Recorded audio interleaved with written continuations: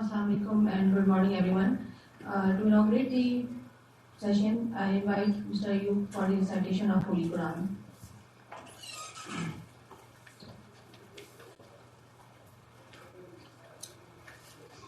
أعوذ بالله من الشيطان الرجيم بسم الله الرحمن الرحيم قل يا أيها الكافرون لا أعبد ما تعبدون ولا أنتم عابدون ما أعبد ولا أنا عابد ما عبدتم ولا أنتم عابدون ما أعبد لكم دينكم ولي دين صدق الله العظيم.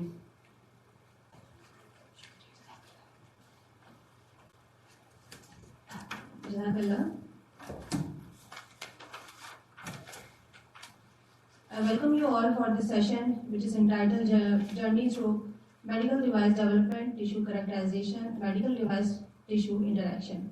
This session is conducted by Sindh Innovation Research Education Network, which is working under the Government of Sindh and International Center for Chemical and Biological Sciences. This session will be conducted by Dr. Syed Wahaaj Rizvi. He obtained his bachelor degree in mechanical engineering from NUST, Pakistan, and received the Chen Yang Scientist Scholarship to pursue a master's in mechanical engineering at Chenyang University, Korea, where he developed biomaterial for orthopedic application. He completed his PhD in material sciences and engineering under the prestigious Marie Curie Industrial Doctoral Doctoral Program at IDMA Material Institute, Spain, and MUTEC GmbH, Germany, on development of bioabsorbable wires, coating, and composites for orthopedic implants application. He recently worked as a postdoc researcher at the University of Galway, where he investigated diabetic bone fragility using the advanced imaging techniques. Currently at QRM, he is working to develop histological test methods to assessing tissue thermal damage by electro-surgical instruments. So he has a vast experience of material sciences, so you can have benefit from this interactive session as much as possible. Please welcome Dr. Wahaaj.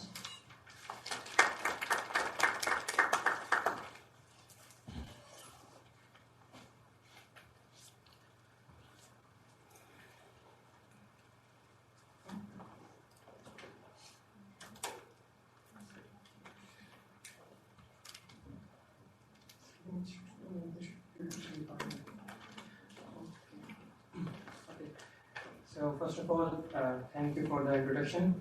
I think I will keep it in English mode. शायद थोड़ी बहुत उर्दू में भी कर लें, but it will be in English.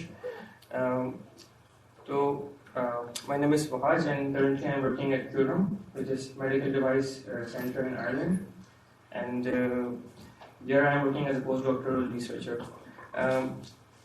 And today I want to share three main topics, which is medical device development, tissue characterization, and how these two things interact. And it's a personal journey, and I'm going to share it through my personal projects. I'm not going to talk about some theoretical concepts, but actual projects which I have worked on in the past 6 years. So let's move forward.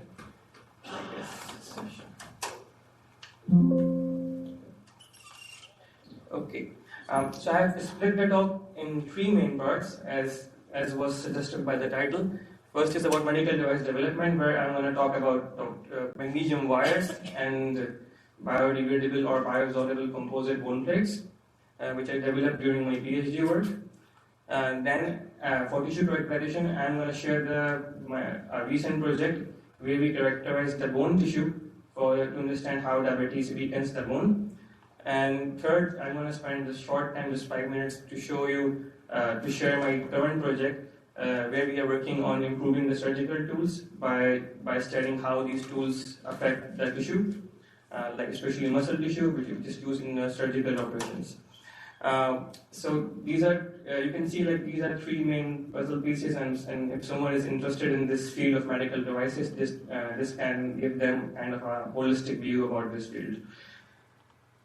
So first chapter, as I said, is about bioabsorbable, which is like supposed to be absorbed within human body, wires and orthopedic or osteosynthesis bone plates.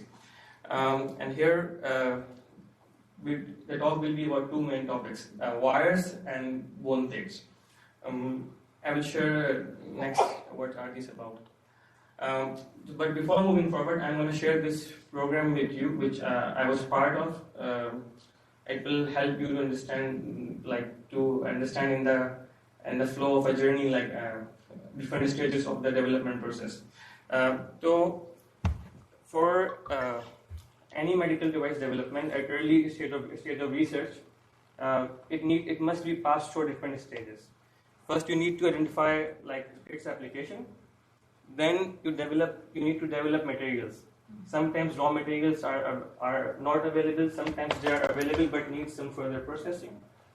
And once you have the materials, you develop a manufacturing process, and then perform relevant characterization to prove the efficacy of this material, and then finally perform some functional testing to take it through the application stage.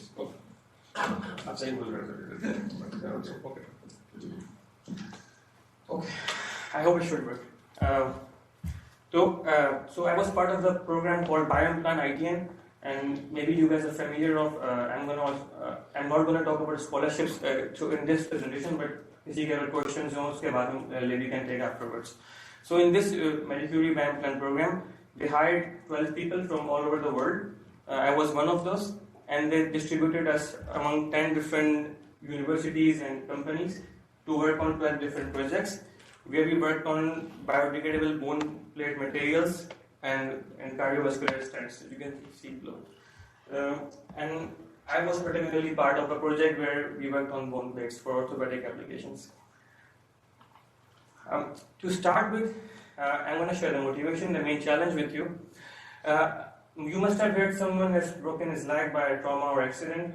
So in that case, fracture can happen in many ways. Depending on the type, doctors can suggest different kind of internal fixators like plates, rods, or screws. And currently, the materials for the gold standard is titanium, and in some cases, stainless steel. But there are some intrinsic problems with these materials. First of all, is stress shielding. Actually, these materials like titanium or steel are very stronger than the bone. So when we attach these bone plates to the fractured bone, it does not allow load to transfer to the bone. So actually, our bone grows when it feels some load, but all the load is being taken by the implant. So ultimately, the new bone which is formed is weaker. It is called stress shielding. And secondly, you need to remove those implants after some time, especially in children. Their bones are growing. You cannot fix a plate tightened with the screws in the children. So in most cases, you need to remove them. That causes additional cost to the hospital and patients as well. And third is you cannot play much with the properties. It's a metal alloy, like you can play with some mechanical properties, but you cannot play much with the biological properties of the material. And lastly, there have been some infections reported or implant getting loosened. So it's not perfect what we have right now as a gold standard in the market. So to counter this challenge, we propose that bioabsorbable materials could be a good alternative, and these materials are supposed to be absorbed within human body after serving their function, and they become part of the body, or they're just excreted out of the body through natural biological processes. So what happens is that with the passage of time, mechanical properties or the mass of this implant gets dropped, it gets decreased, and this, you see a crack. If there's a fracture, it gets healed with time. So like after 6 months or a year, the bone plate is gone, and you can see a perfect healed fracture. So to narrow down further, we propose that we could go for a composite materials, because we are not talking about some science fiction. There are already many materials in the market. For example, if I talk about PLA, polylactic acid, because आप में से chemical or background के हैं, they must be familiar with PLA, polylactic acid. There are many commercial companies selling screws in place of this. And recently we also have magnesium being introduced as an emerging biodegradable metal. And there are recently many startups. Even the company in which I worked in Germany, that company is selling magnesium screws and plates, and that is supposed to be absorbed within human body. But these two materials are not perfect. That's why you want to combine them to make a composite out of it. What are the challenges? First of all, PLA has a very weak mechanical properties, like especially its elastic modulus is very small, while magnesium still has high. Like to avoid stress shielding, the elastic modulus of the materials of the implant must be close to the bone, but still magnesium has high mechanical properties. So if you mix them, you could get some optimum mechanical properties. Secondly, PLA degrades very slowly. It could take like 2 years. If you put inside human body, it could take 2 years to be dissolved. And if you make copolymers, you can play with the properties. While magnesium is very fast, it could take 6 months or a year to dissolve. And it degrades by corrosion process.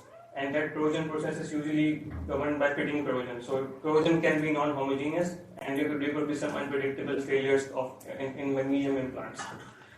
Thirdly, when these two materials degrade, for example, when PLA degrades, it degrades by hydrolytic degradation and releases acidic compounds. And that could be harmful for body, like creating localized acidic environment around implant. That hinders the healing process. While magnesium, when it degrades, it releases basic compounds and hydrogen gas. That's also not very ideal around implant. And lastly, PLA does not have any osteogenic. When I say osteogenic effect, it means helping the cells to form bone, like assisting them in formation of bone in the fractured part. While magnesium has very high osteogenic effect, it can even become the part of bone in the future as it degrades. So by mixing these two materials, we can achieve some optimal properties in different dimensions. And we wanted to introduce another novel concept. Maybe you guys are aware of carbon fiber reinforced composites in aerospace industry or automobile industry. So these materials are arranged in this way, like you have sheet of fibers in different orientations to achieve optimal mechanical properties. I showed this concept below. So we wanted to transfer this concept of aerospace industry in the biomedical field or in implant development by placing magnesium fibers at different orientations in a controlled way, so we can get some balanced mechanical properties in every direction. But the problem is that we have PLA or raw material available in the market, and there are commercial companies selling it, but we don't have wires of magnesium. Making wires out of metal of magnesium is a very complicated process. Even hundreds of people can do PhD if they just focus on this field. It is still under development, and only few companies in the world can make thin magnesium wires like this. So first we need magnesium wires.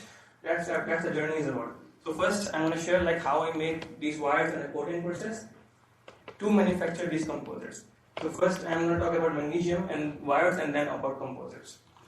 But before moving forward about wires, just one slide about the wire, because as I said, wires itself is a big topic. It has a lot of applications. 2019 में या 22 में, in 2019 or I saw a paper about biodegradable pacemaker. Pacemaker का I guess सबको idea होगा, to maintain the rhythm of the heart. So in that pacemaker, that was supposed to be degraded. So everything must be made up of biodegradable stuff. So they used magnesium wires and in the electronics of that pacemaker. In 2019, I guess. It was a Nature's paper. But in general, it has a lot of applications. Like I want to use them in orthopedics for making implant.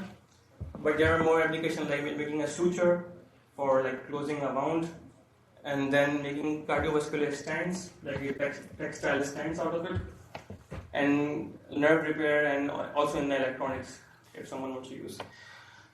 Okay, so now I want to share the journey through like manufacturing, characterization of these parts. So I was working in Myotech during my PhD. It was an industrial PhD program, as I said. So I was supposed to spend half of my PhD in the company. So there, because I'm a mechanical engineer, so most of the things will be about developing processes and performing some characterization then. So it's called a cold wire drawing process to manufacture the wire, because where you pass the wire out of some die and its diameter gets smaller and smaller.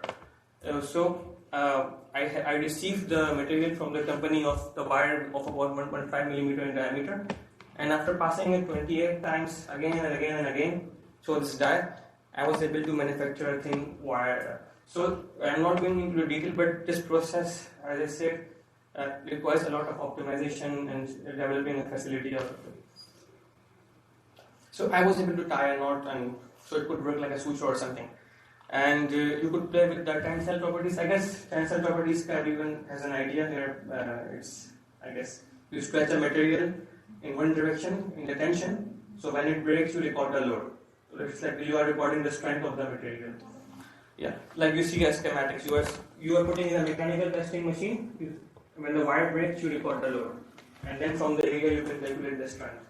So with this just one figure, what I'm trying to show, because the wire is a metal, you can play a lot with its mechanical properties by heat treatment. So I'm not going into real detail, but you can see the stress strain behavior was like this after manufacturing process. But you can play a lot with some 400 degrees, like by passing it through this heating annealing tube at different temperatures and different time, and play with the mechanical properties. Okay, so up till now it looks, from the mechanical point of view, it looks nice that you can manufacture and you can play with the mechanical properties.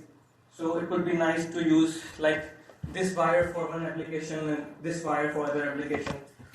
But here's the problem. Because this material is supposed to degrade and dissolve within human body. To check how this wire is performing within human body, we perform in vitro degradation tests. These are very simple tests. You prepare a solution of different inorganic and organic compounds and place your sample inside this liquid at 37 degrees Celsius. It simulates our human body environment. It's not perfect, but at early stage we use this kind of setup to study the degradation of materials. Okay, so that's how magnesium degrades. It reacts with water from magnesium hydroxide, and this magnesium hydroxide is unstable in the presence of chlorine. So this process is continuous, and magnesium slowly degrades with time in this solution. So we put the wire for some time and then perform mechanical test again. So this is the slide for this. For example, initially, before putting the wire in the liquid, its strength was 300 megapascals.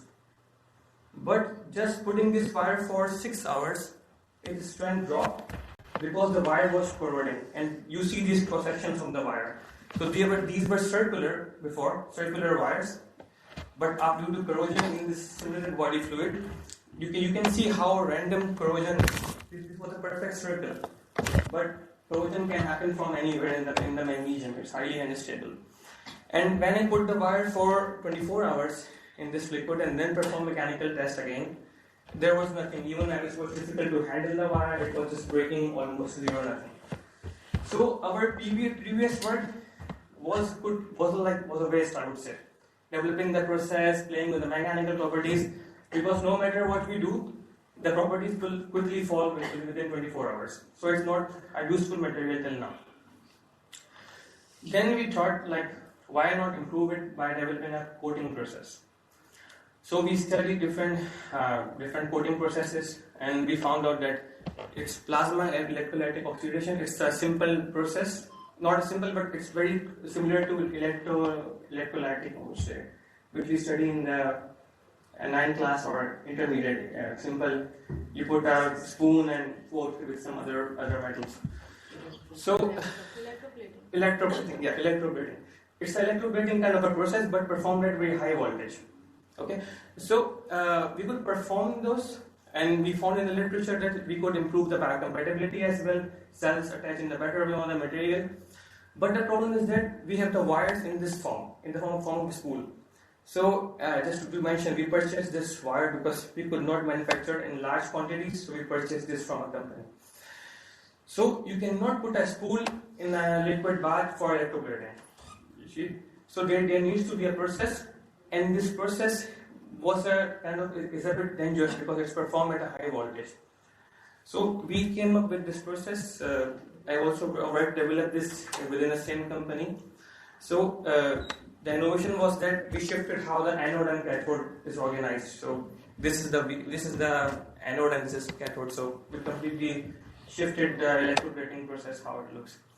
And the wire initially was like this, but after passing through this electrolyte bath at high voltage, the surface of the wire was converted white, and I'm going to show later how it looks.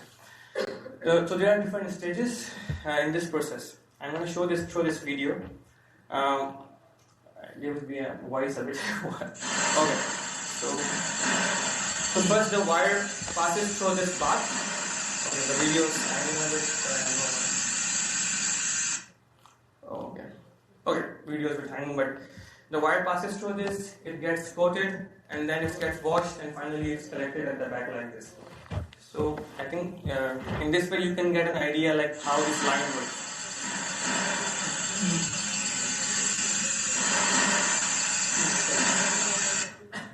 Okay, so this nice process is working, and you wanted to see how this coating looks. So you remember it was a silver kind of a spool, and it was nice, smooth surface. But now we have a porous surface, if we see in the scanning electron microscope, and this is the cross section of the wire. You see this is magnesium, and now we have this kind of a porous surface around the surface of the magnesium. And this is a coating we developed through the process I showed you earlier, and that coating was composed of magnesium phosphates and oxides. It depends on how what is the composition of your electrolyte, so how magnesium reacts with that. And so as I said, this is like a whole field. One can do just because that was a small part of my PhD, but one could just focus on this part, design different compositions of electrolyte, design different coatings, play with the electrical parameters. But I didn't go much into detail into that because that was not main part of my PhD. Okay, so we have the coating, and now we need to prove this coating is really working or not. Again, we perform the in vitro degradation test, put the wires in the solution with coating and without coating of the wires, and then performing mechanical test. So here you see how the strength dropped. This yellow line was a wire without any coating, I showed you before. In just 24 hours, its strength dropped suddenly. But when we put the coating, it's protecting the magnesium, and how it looks. This is how it looks. So this was the wire just after one day. You see in the SEM, only this part is left. Everything is corroded. But here, this circular part is nice. Magnesium is left, and it's slowly getting corroded from all directions in the body fluid.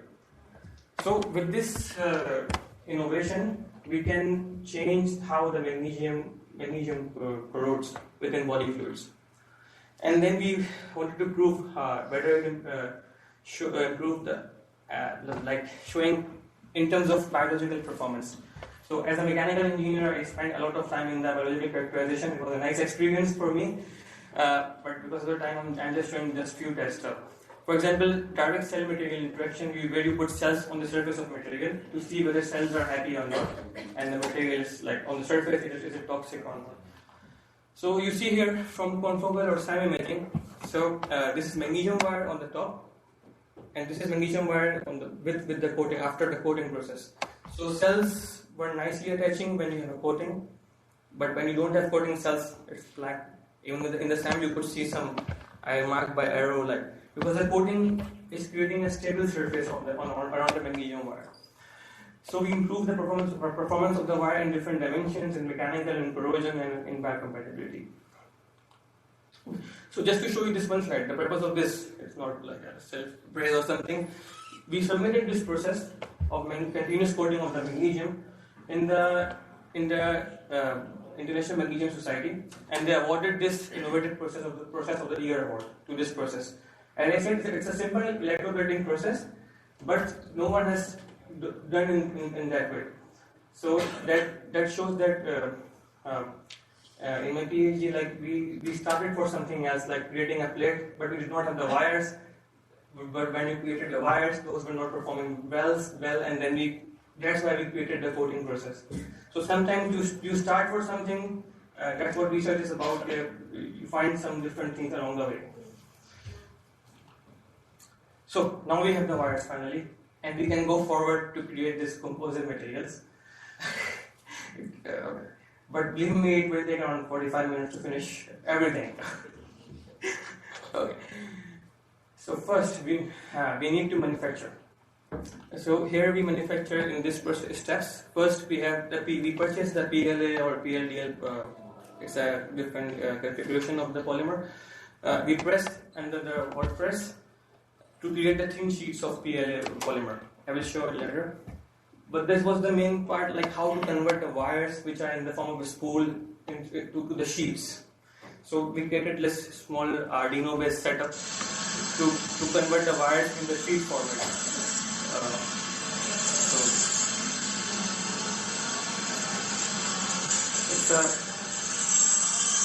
So it's a simple but clever trick, like how you can convert the wires. And there's some additional steps during this process, but I'm skipping those.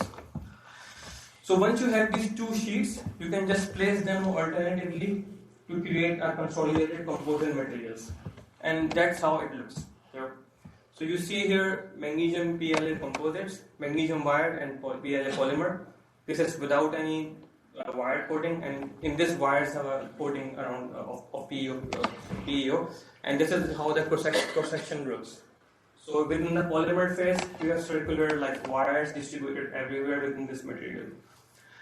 And this was the main takeaway of my PhD work, main novelty, because some people have worked on this part before, but this was a novel work which was developed during my PhD to replicate the concept of aerospace industry in this field.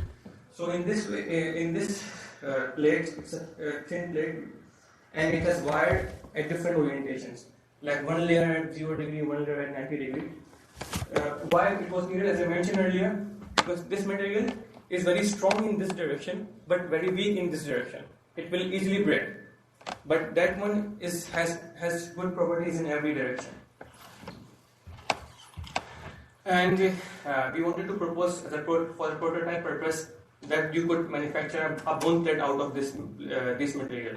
So we took this plate, we purchased this 3D printed bone, and by producing the vacuum thermoforming process, it's a simple process, no high-fi science, and it's because the polymer can be a soft at 85 degrees Celsius, so it adapted to the surface. And then we tried different machinability techniques like cutting, punching, and grinding, just to show that you can process this material, because creating this plate is not enough. We needed to prove that it could undergo some further processing. So to conclude this manufacturing process part, so we were able to manufacture the composite plate with optimized stacking sequence, like we could control the arrangement of the wires, adapt to the surface, and perform different machinability. So in this way, you could create a lot of customized implants, because the shape of the bone varies depending on the gender or the location. So you need a process where you could create a customized implant. So now we have a manufacturing process. We could create nice plate which looks nice, but we need to prove in different aspects whether it's good or not. So we perform 3 different types of characterization: mechanical, like degradation, and biocompatibility. And there were like whole chapters on each part. I'm gonna show one test for each to give you guys like a flavor, like because there are people from different backgrounds. So for mechanical test, we perform the tensile test by pulling the plate in the mechanical testing machine, and we perform these tests before and after degradation. So we perform this test like as I said, before any degradation, and it offered good properties, better than the PLA. PLA has a Rings modulus of around 3.5 gigapascals, but this plate has a Rings modulus of around 5.5 or 6. What does it mean? It means you can create thinner plate with same mechanical properties. Elastic modulus reflects. I guess everyone has an idea about elastic modulus. No one from mechanical background here? Okay. So elastic modulus is like it's like Hooke's law. You pull a material and how much it displaces. So a stiffer material, which is tougher, has higher elastic modulus. So you could create a thinner plate if you could create a material with higher elastic modulus. So this will save your material. And we perform this test again after putting this sample in simulated body fluids, like we did with the wires, to see how the mechanical properties are changing with time.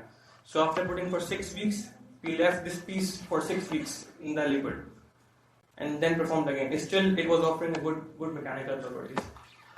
And just to show you, we as a mechanical engineer, we also must investigate how the material fails. So this is the sample after mechanical testing. We see the crack in the scanning electron microscope to investigate how this material is failing. So one benefit of putting wires was that because the polymer is a brittle material, it suddenly breaks. But magnesium wires are very ductile. They are very relatively soft. So if one layer breaks, because the other layer of the wire is in different orientation, it survives. So your material is not like suddenly breaking. It's not like that. It could still survive the load even after some failure. So this shows like the power of placing wires at different angles within the material. And one test about in this dimension, like how the material degrades. So this is PLA polymer. This polymer degrades in the body fluids by hydrolytic degradation. Like longer chains of polymer getting smaller and smaller with time. So within 6 months, we didn't see any change. As I said, this material is very slow to degrade within human body and also in body fluids. But when we put wires, that degradation was accelerated. That's what our purpose was, to find like a balance to accelerate the degradation of polymer. And after 6 months, the material was very soft, you could break it, and wires were gone. But when we use magnesium wires with coating, we improve this process. So from the engineering perspective, what you can do, you have a polymer which degrades very slowly. Then you can put wires to accelerate the degradation, but with the coating you can further control this process. So you can find some kind of sweet spot depending on the application. Lastly, about the back-end compatibility, I think the most important part was direct cell material interaction.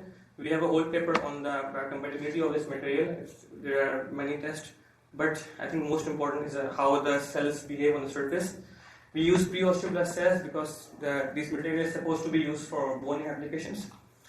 And these are three materials: polymer with magnesium wires, and when magnesium wires have a coating. So cells were happy; they were proliferating on the surface of the material. This is the result from live dead assay.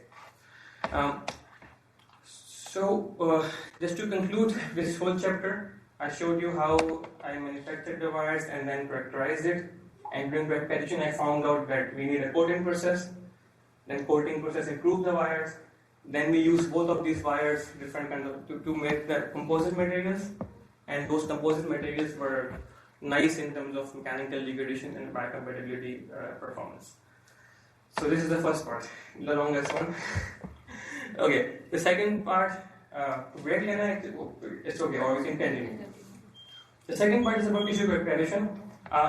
My background is from mechanical engineering, so I had to study a lot of books.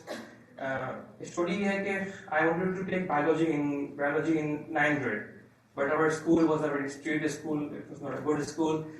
They said we cannot keep a biology teacher for one student because everyone wanted to take the computer science. But ultimately, I landed up in the biology. So before starting this project, I self-studied like a 4 levels biology book and a bit of cell biology and tissue characterization stuff. So I maybe you guys are more expert than me in this field. So in this project, I'm going to show you how bone is getting fragile in the diabetes. To start with, we have a challenge, especially in the context of Pakistan. Currently, around 10% people in the world are diabetic, and out of those, majority is type 2 diabetic. इसमें ये होता है कि your pancreas does not produce enough insulin. And in type 1 diabetes, your pancreas doesn't produce any insulin. Okay, so it's a different problem, and most people are these, and this is related to obesity, like obesity as well. मोटापे से भी ताल्लुक है इसलिए diabetes का. Okay, diabetes brings a lot of problems with the eyes, with the kidneys, at every level, and bone gets overlooked. Bone is like a हड्डियों पे असर तो आखिरी बात है, पहले हम किडनी का इलाज कराएंगे, इससे कराएंगे. But research has shown that even in the case of type 2 diabetes, there's a 3 times risk of bone fractures. They took the people who have fractures with and without diabetes, and some studies say 7, some say 3, and so there's a lot of risk of bone fractures when someone has diabetes. But here's the problem, the paradox. Usually, if you go over osteoporosis, so in the case of osteoporosis, doctors used a test to find bone mineral density, and from this they propose your fracture risk. It's like if some lady has a post-menopausal osteoporosis, so in that case, they use this parameter to propose like, okay, आप rest करें, आपके bones को fracture का risk है. But in the case of diabetes, the BMD is not affected. So how will we affect? How will we predict that bone is getting weaker or not? This is the main challenge in the field of bone and diabetes. And the studies have shown that type 2 diabetes affects the bone in different ways, changing the structure, the composition, and how the bone is remodeled. And each side, whether the forearm or hip or the vertebrae, is affected in a different way. And there's a different fracture risk for each. And we found out from our literature reviews before starting that vertebral bones have been studied least. So we decided that, okay, we will study how the diabetes affects the vertebral bones in animals, and then predicting that through like how will it affect in the humans. So to solve this challenge, our group performed an in vivo study on rats. It was before I came. A PhD student, her work is published. You can see if you are interested. So we used male superdiabetic fatty rats. So we had 2 kinds of rats: control, who don't have any diabetes, other have diabetes. And then we use 2 age groups, 12 and 46. 12 weeks old are like young rats, and 46 weeks very old. So these rats starts to develop diabetes at the age of 12 weeks. Like किसी को अगर जवानी में diabetes शुरू हो जाए उसको, so we wanted to study if someone has developed diabetes at young age, how will it progress as he gets older. And we use vertebral bones for studying these. 4 bones, L3 to L6. And for characterization, we used X-ray based high resolution CT imaging. This is a novel technique, and only few universities in the world have this machine. It has a high resolution. Usually, सबने X-ray scans कराए, आपको idea होगा. But in this machine, you take X-ray scans at different orientations and then build a 3D model out of it. For example, this is not a drawing from CAD model. This is an actual scan from the rat. Okay. And then we used image processing in the Dragonfly software for segmentation and studying the effects of diabetes. And lastly, perform mechanical testing to prove how diabetes is weakening the bone. So to start, before moving forward, because it's about vertebrae and how diabetes is affecting vertebrae, I want to show you what vertebrae is, because maybe not everyone is from bone biology background, and what is cortical and trabecular bones. So we took the scan, and this is how it looks, and then it builds a 3D model like this. So you can see here, it will give you a context to understand the next slides. So this is called vertebral body, which actually takes all the load, and you have 2 kinds of bone: cortical bone, and trabecular is a spongy bone. I guess everyone knows what are these two bones. So we wanted to study how these 2 regions are affected in diabetes.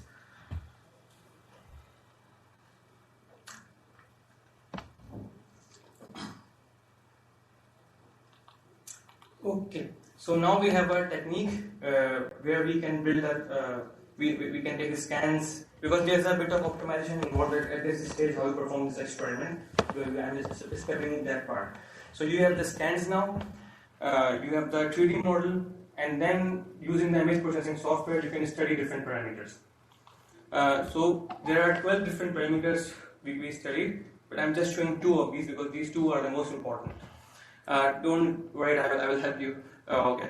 So we have 2 bones, as I said, a cortical around the shell and trabecular bone. So here it's called it's the cortical area fraction. So we are measuring, like, out of this whole area, what area is of cortical bone, and it's the second parameter is trabecular bone volume fraction. We are taking all the bone within this and counting how much trabecular bone is there. It's just like a volume fraction, nothing else. Okay, so initially, both diabetic and control rats at a young age of 12 weeks had similar cortical bone and similar trabecular bone at a young age. But as they grew older, the rat which had diabetes, its cortical part significantly declined, it's getting thinner, and also the trabecular part, it's also getting decreased with time. So this is what I was trying to say. This figure shows as well. So if you see these 2 scans, this is 46 weeks old rat, control and diabetic. So you see here the shell in this healthy rat which did not have diabetes, it is still thicker, but in the diabetic it's very thin shell. So this shows how diabetes affects your bone. You should also take care, like, it's not just kidney or eyes, it's bones as well. And we also proved that the bone mineral density, from these scans, from the pixel intensity, you can estimate how much calcium in these bones are. So the calcium content is same, but the bone is getting weaker. This is the paradox. It's also proved in the rat. Secondly, this is the last part about this. Second last part. He wanted to go further down, like how diabetes is affecting further, because this is not a novelty. Everyone has done that. So we push the limits. This is the scan how it looks at 17 micron resolution within that machine. We zoomed in further, just scanned a small part at 1 micron resolution. So it revealed further structures. Those who are familiar with the bone biology, so bone is composed of, it's not solid how it looks. It has osteocyte cells which are spread all across the bone. It has blood vessels passing through the bone. So it's not like a solid how it looks at low resolution. So this shows when you zoom in, you could see more structures. And we wanted to see how these structures are affected in diabetes. So I'm showing you this video. This is the small part, this one.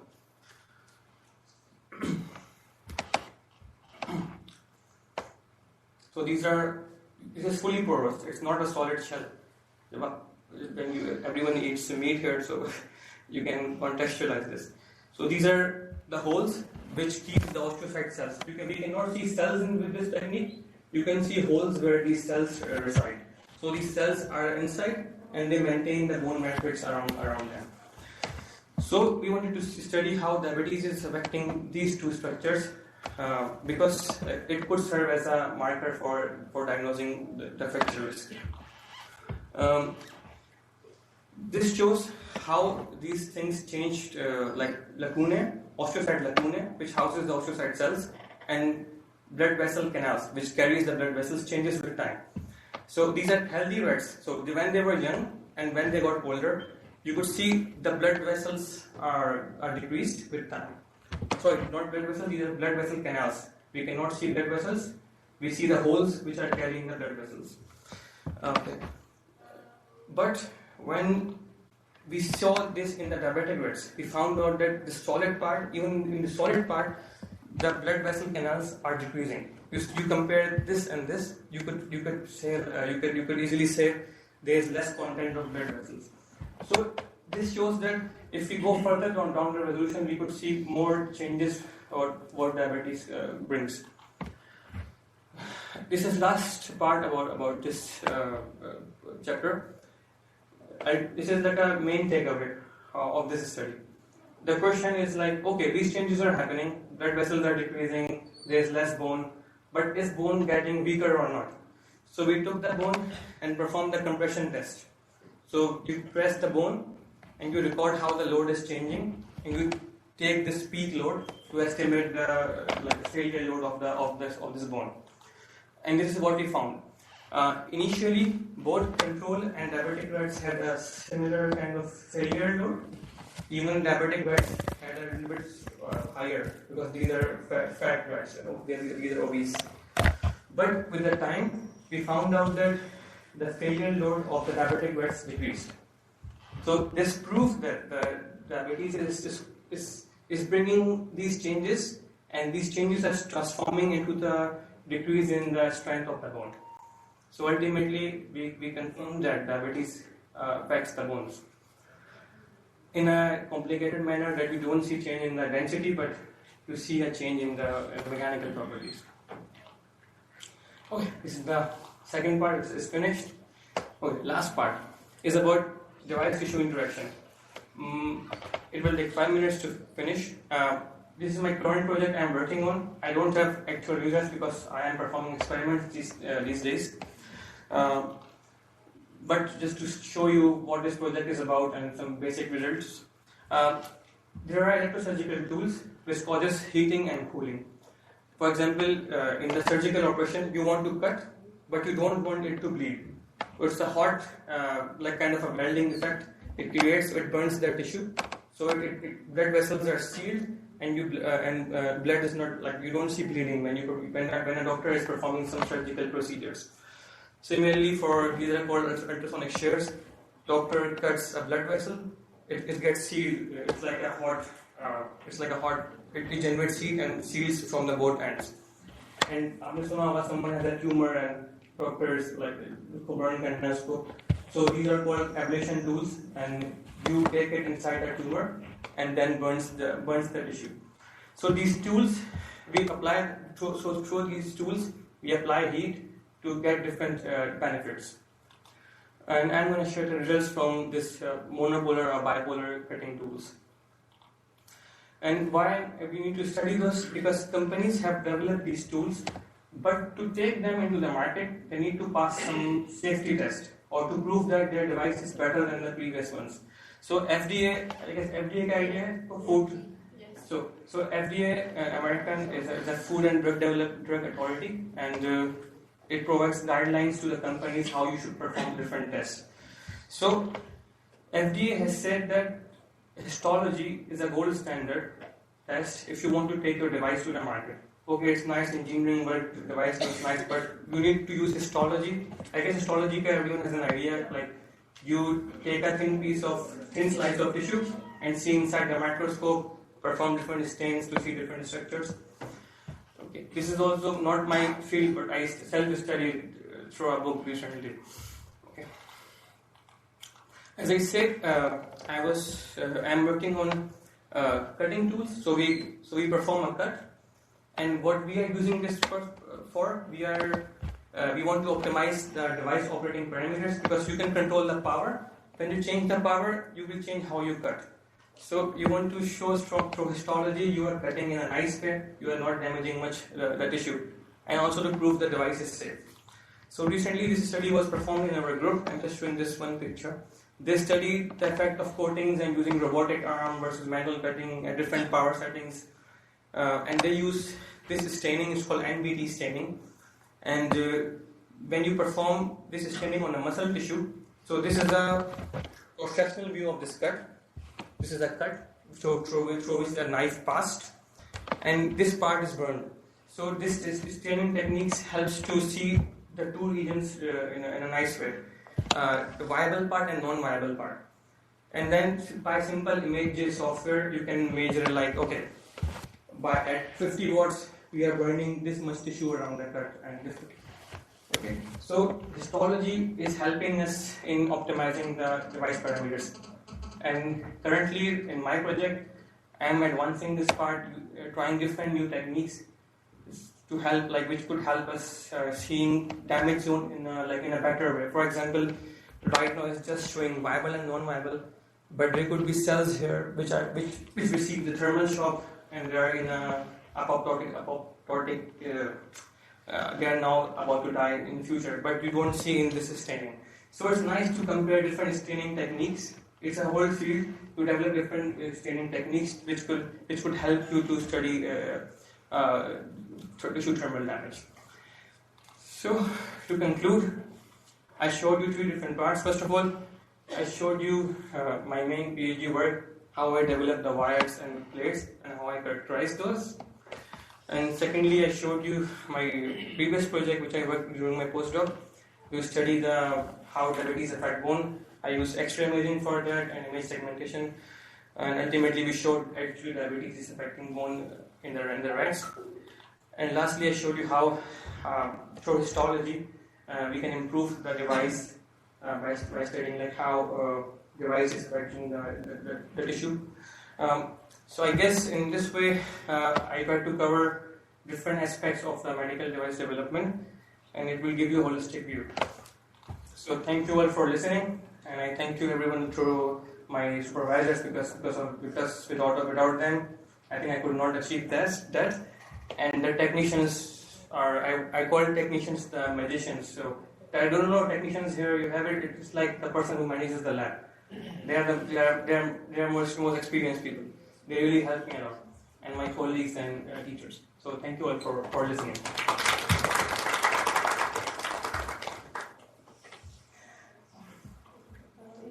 Yeah.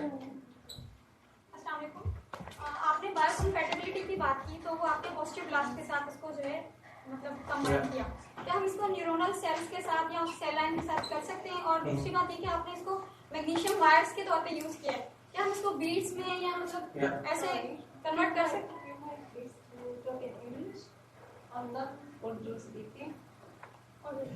So I'm asking about the biocompatibility with the osteoblast. Yeah. Can we use it for the neuronal cells lines or the primary cell culture? And also, can we convert it into the into the beads or into the granular form? Yeah. So first of all, depending on the application, you need to choose which cell type you are using. Depending on the device, if you are actually taking it to the market, maybe you need to test different cell types. But at our stage, we are at a early level of research. We choose a cell type which is most relevant. For example, here, when a fracture happens, stem cells convert into pre-osteoblast, and they are the most relevant cells. If they are affected, then bone fracture will not be healed. So we just tested the toxicity with that. Yeah. So it depends on the application. Ideally, if someone is taking it to the market, then he or she should test with different cell types. And second, you said about converting, like using magnesium in different forms. Yes, magnesium is being used mostly in the form of particles right now. People are using 3D printing to create a mixture of polymer and magnesium particles, because it's easy to handle in that. And even if you know about metal 3D printing, for metal 3D printing you need particles. So the company I work with, they are also selling and developing magnesium scaffolds by metal 3D printing. So they use magnesium particles or beads for that. So it's a whole field, like how you can process the materials. I agree with you, there are different applications of that. Is there any molecular pathway responsible for the weakening of bones in diabetic model? Yeah, there are different studies out there. I think that's the beauty of interdisciplinary work. I approach this problem as a mechanical engineer from the material science perspective. But if you go into the literature, the most studies are from the perspective you are talking about, finding the molecular pathways. And I don't remember exactly because I'm not good in that part, but I came across many papers which have found those molecular pathways. And the second question, my second question is, the weakening of bone is the osteoporosis are different from osteoporosis? It's very different from osteoporosis. So in osteoporosis, the bone mineral density is dropped. So I show you here.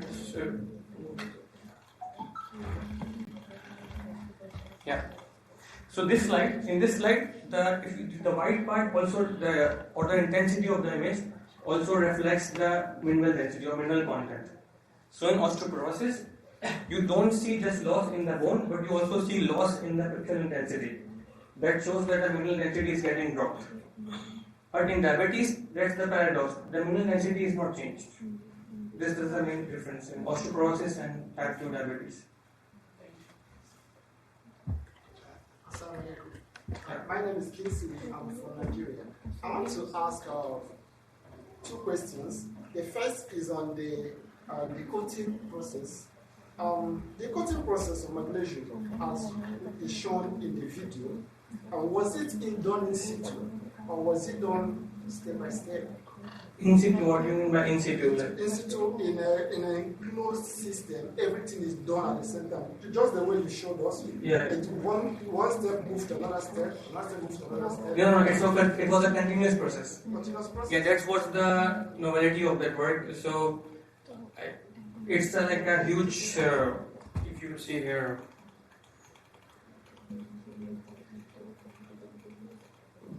yeah. So it's like from here to here, it's like a long bench of like 5 to 6 feet, and these are different equipment placed on this bench, and it's a continuous process. So it's just a continuous change. Yeah. So for example, this one you could take like a few hours to do it. Like it washes and then dries everything. So can you go one back? What? Yes, this video. So this video process happens continuously. This one, no. We took this video to show like because we cannot go inside because this you see there's a glass here, so we cannot go inside while this process is happening. This process is continuous, so we cannot go inside when this process is happening.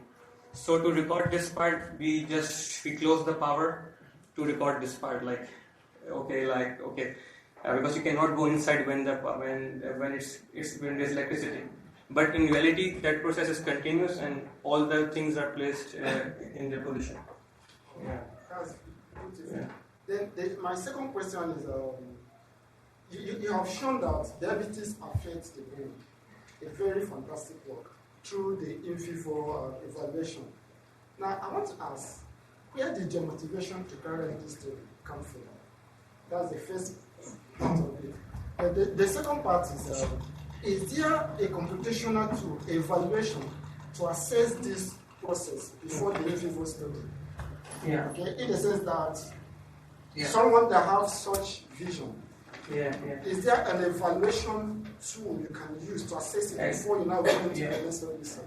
Actually, that's why I wanted to share with you this picture. So it was an ERC project. ERC is like a European Research Council's project. So my professor run this, and he had different parts in the project. One was about experimental, and one was about computational.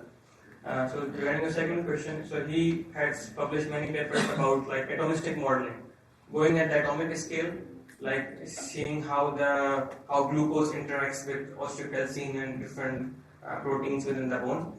So there is a work going on in that. So my professor has published papers in that. And for me, actually, I applied to this project. It's not like I designed this project. My professor had designed this project, and he got approval. So he had he announced these positions on a job portal. I just applied. So for me, the main motivation was, from my perspective, because I developed a medical device, but I wanted to get awareness about the tissues, to work more with the biological samples. From my side, the motivation was to perform experiments on the tissues, to extend my expertise from medical device to tissues. Okay. I hope I answered your question. Sorry. Curious question. I was planning to ask you. You are mechanical engineer in cutting wires towards tissue and bone, and then medical device. That's a bit interesting in your career, isn't it? What is motivation or is the opportunity? No, I think there's a bit of misunderstanding is that. The third project I showed is that I am doing with the Striker.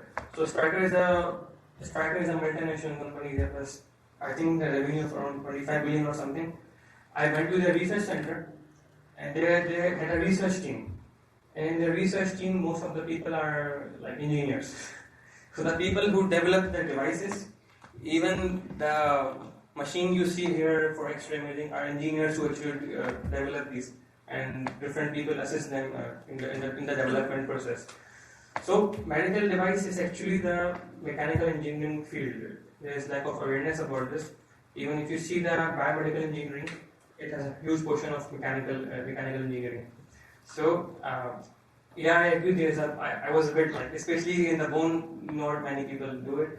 But if you see like characterization, like image processing and mechanical testing, it is still work. It's well done. I acknowledge you and Yeah. I thank you for your presentation. You are well known about the biology. You covered very well. Yeah. Thank you. Sorry. Yes, thank you for your presentation. I have two questions. My first question is concerning the first chapter, where you discussed about the development of these novel implants. I wish to know, did you evaluate toxicity related to bioabsorption of implants? Because we know that magnesium interact with many pathways and may be toxic, especially to the brain. Yeah. And my second question was to link the first study and the second study, because I believe you are suggesting durable solutions to the medical technical platform. And how can you optimize your implants to actually suit diabetic patients' bones fractures? Because those two bones are two different settings with different properties. So how do you optimize the implants to suit specific bone structures and composition? Yeah, that's a very, very relevant question. And the first part is that we didn't perform much. We studied the direct compatibility, indirect compatibility, performing differentiation tests like whether this material helps in bone healing or not, performing PCR tests and these kind of things. We didn't specifically study the boundary. Maybe that was not the main part of the project. That's why we didn't go into much details. Second part is about this is actually happening. We had the research journal, you guys have a journal club, like everyone presents a paper like this. I hope you guys have this a month or something. So in our journal club, I presented this problem which you suggested, like how magnesium implant can be used for diabetic bone healing. Because diabetes brings other problems as well. Diabetes also affects the healing process. I guess everyone knows that if someone has a diabetes, they find it very hard to heal their bones. Same happens with the bones. So if someone has diabetes, their bone fracture healing process is very much it's compromised. So there are recent studies which are published in the last 4 to 5 years. They suggested using magnesium implant or magnesium coating around titanium to facilitate the healing process. So there are papers, and I presented this paper in the journal club. They use titanium implant, perform magnesium coating around it, and they showed that in the rats by performing different molecular. They also discovered molecular pathways and these things, but they showed that ultimately using magnesium coating around titanium helps the healing process in diabetes in rats. Yeah, this is actually happening here.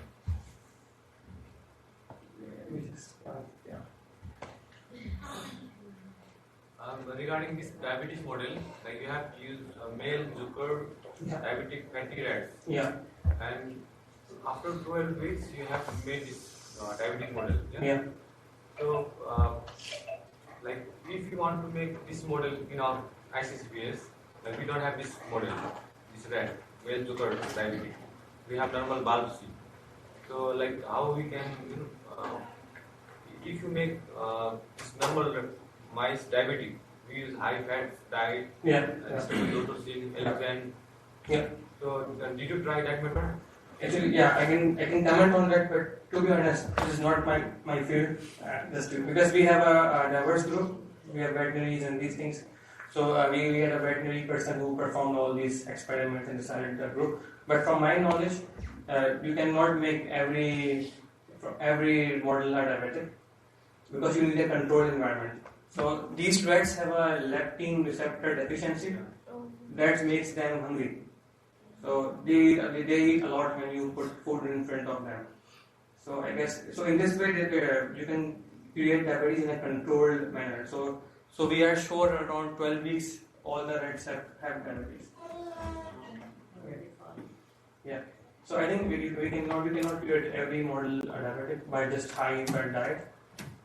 You need specific rats things. Now, when you take images at 12 weeks and 46 weeks, Yeah. so did you take images of live animals? No. For the bones, did you dissect and you take out one Yeah. bone? So there is a facility to perform in vivo scanning. You put a rat before sacrificing them, but that machine does not provide much resolution. So we take out the tissues, store them, freeze them, and then perform the experiments on them. Yeah. Because that machine for in vivo scanning does not provide high resolution. Yeah. You said we can use it for the 3D bioprinting and scaffolds. Yeah. So can we control the biodegradability timing? Yeah. Like some cell lines need the biodegradability early, and Yeah. some need Yeah. later. So we can. Yeah, because what magnesium does, as I said, when magnesium degrades, it releases hydroxyl compounds, and those accelerate the degradation of PLA. So when you add magnesium, you are not just improving mechanical properties, but you are also increasing the degradation rate of the material. Like here, when we reduce the degradation of magnesium by putting coatings, overall degradation of the polymer is slowed down within 6 months. So this also happens in the case of the direct test. Usually these tests are performed after short time, like 24 hours or 72 hours. Maybe you won't see much effect within this short time. But in the project I worked on, my colleague was working on developing a multi-material 3D printer where he was using wires, also the particles to create like a scaffolds. So he showed that indeed particles they accelerate the degradation process of the material. Yeah. So actual support is provided by PLA or by magnesium? Support is providing PLA. It is provided by the PLA, but magnesium is providing strength. So did you apply this biodegradable support in any, or you have any plan to apply on model, animal model? No. For myself, no.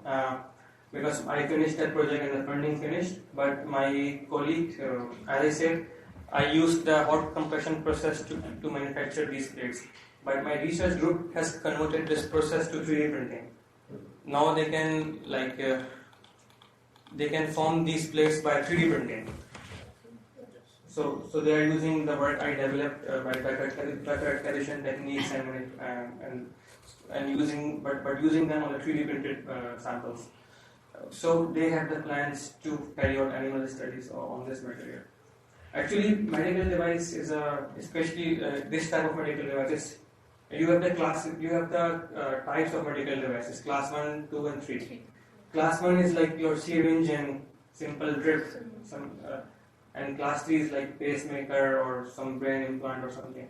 So the more complicated the implant is, the more it takes for the development process.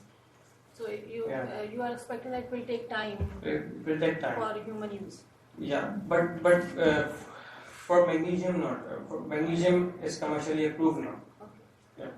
Yeah. The company I work with, they sell commercial magnesium implant, and they are the supplier of material to a company called BioRedec, and it's the first company in which got the FDA approval to sell magnesium screws. So our company is supplying them the raw material, and then they are manufacturing it, and they took care of all of the in vivo clinical stuff. That's great. Yeah. So we can make any other question like she said about the scholarship or something like that. If someone wants to ask later or now. If you have any question about any scholarship related query, you can ask. like postdoc scholarship? Are there opportunities? For postdoc work? Yes, and how do we get access to these opportunities? Okay, based on my knowledge, because I work in different companies and I also try to guide people through different forums. So what I found that there are a lot of opportunities, but people don't know, they don't apply. Okay, and even many positions in the US go empty. For example, the program I showed you about bioimplant, we had 12 people. I think 4 or 5 of us were from outside Europe. It means they could not find anyone within Europe. The things have changed in the Europe and the West. People are preferring industry after graduation because industry pays more, so less people are coming into the research work. So this creates opportunity if someone from third world countries wants to go. That opens doors for them. Like in Ireland, in the floor I sit, we had around 60-70 space for research staff. Majority of them from Pakistan, India or Iran. So, because local Irish people are preferring to go to industry because they might get a little bit better salary. So this is one aspect. There are opportunities out there almost in every field. Second thing I recommend for postdoc or for PhD, that try to apply for open positions. I guess people have an idea of open positions, like you have a project ready. Sometimes you prepare your own project and it takes time.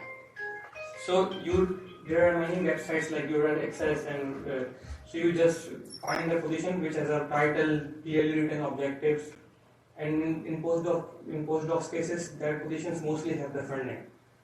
So you just directly apply it as a job. For example, in the position I showed you for the diabetic work, it was just announced like a job. I just applied there, that's it. It didn't take me like much hard work to prepare the project and waiting for the funding approval and these things. No, you already have the funding from the supervisor and he wants Yeah. So usually supervisors have the funds. They receive from the European Union or like government from the country they belong to, and they want to hire someone. So I suggest to people to apply in that. This creates a less burden on you, and you can focus on the project rather than on preparing the projects. That could be useful as well, but I suggest this is a better approach because you don't need to worry about the funding. Railway University announces some posts. Yeah. So in the European Union, in many countries, the research positions are announced on the job portals. It's because they're treated as a job, and also PhD is treated as a job in many countries. It's not like a student; it's like a job. So Galway University has a portal where they announce the positions. You can search through there if you have any relevant project. Just submit application as like you do in the job. Just submitting CV, and that's it.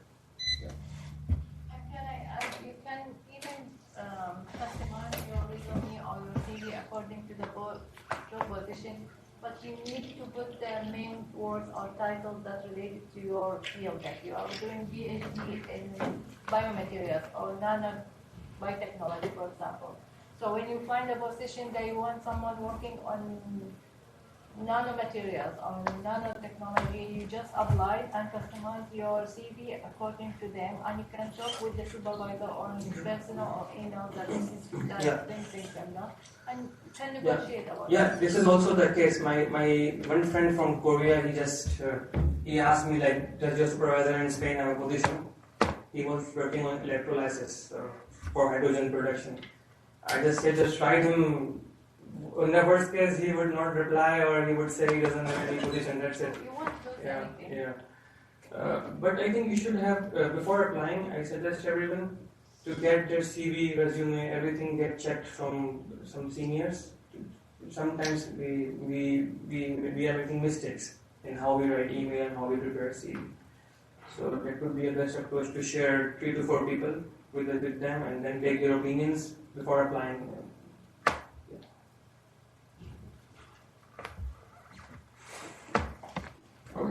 Any other? So would you share us your slides? Yeah, I will share the PPT with them or with your supervisor. With supervisor, you Yeah. can send Yeah. on the official. Yeah. Thank you so much. I think we have our emails or something. Yeah, I will share my email. Maybe I will share the presentation and email with you. Okay. You can share with everyone. Okay. Have you registered for this session? Yes. One thing I wanted to add about this question, as I started my journey through Korea, I would recommend everyone to consider Korea because usually we are very much like saying Urdu maroob, English I don't know, but English maroob, where we are very much influenced by the West. Like we think every good thing is happening in the West, but South Korea, China, Japan are very good in research. Especially if someone for masters they want to do some funded programs, that's the best option that I would recommend. It's like a zero cost formula. You do a masters from Korea because in Korea they train you as a full-time researcher for 2 years. They pay you well. Usually in the West you pay the heavy fees for studying masters. So Korea is a nice option, and you would hardly find anyone in the Western countries having publications at the master's levels. Because there's no trend of research. Usually they do a 6-month project in the end. But in Korea, everyone has to do full-time research. They must publish to get the degree. So it's very easy to get the funded PhD positions or postdocs going through Korea. And just one thing, yeah.